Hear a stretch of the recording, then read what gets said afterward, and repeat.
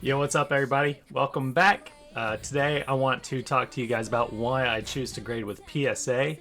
There are a lot of reasons. Mainly, PSA seems to be the leader in graded cards.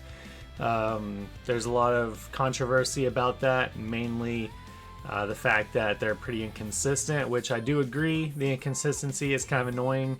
There are times whenever I get a card back and I'm like, how did this get a 10 when I have cards that got 8s or 9s and they look way better? So I do understand that point. However, at the same time, it's also worked in my favor, so I'm not going to complain too much about that. Biggest thing is other competitors just aren't as good. I mean, at the end of the day, CGC slabs and labels, they look pretty boring. Sure, yeah, the slabs are really clear. That's nice, but the labels itself, for some reason, the blue just doesn't hit like the PSA red labels do and things like that. And all I know is that they also have the pristine label on their CGC 10s.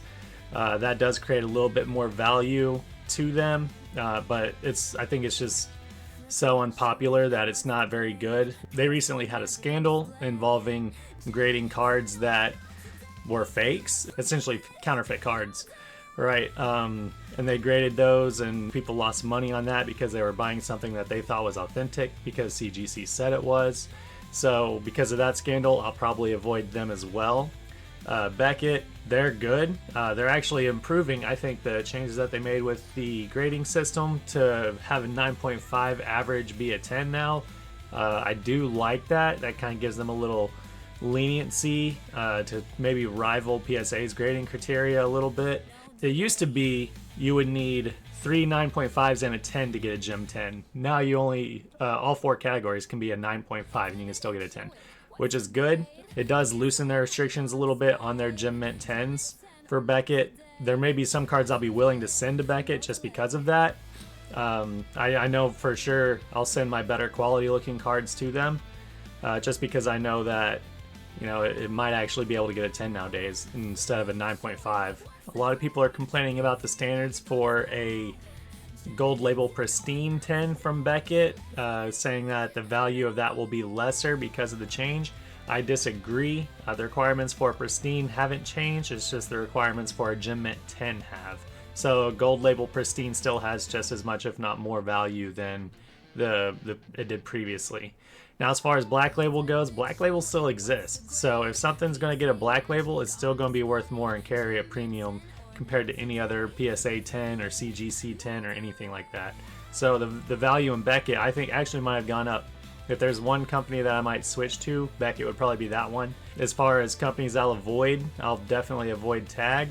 If you haven't been following the grading community for a while, or I guess the last week really, you would have missed out on a video of a creator doing a slab review for Tag and a few of their others. In that video, he was able to crack the Tag slab.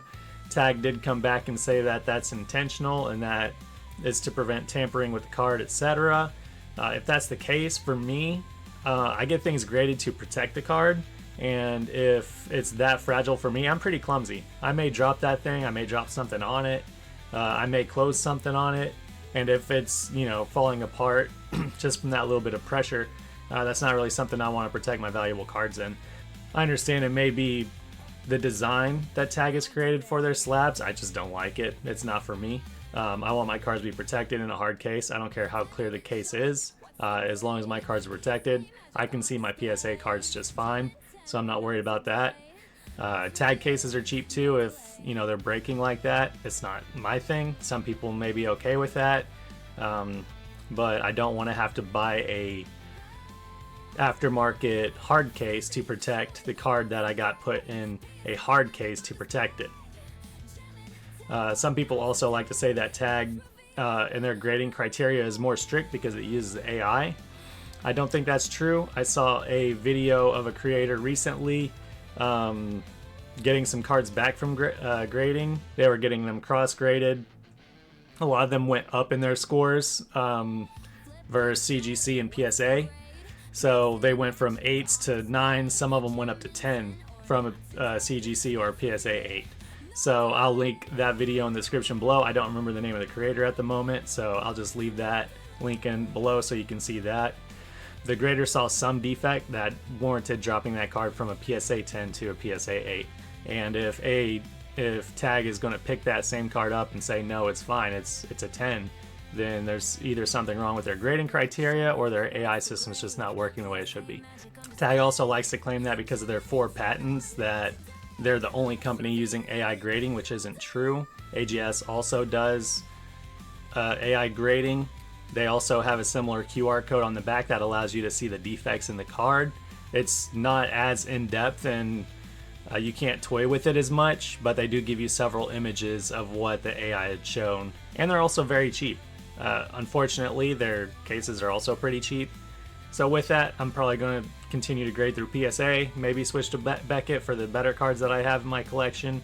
But for the most part, it's either PSA or Beckett. Anything else is just a bust. You know, good luck. Good luck getting those 10s. Later.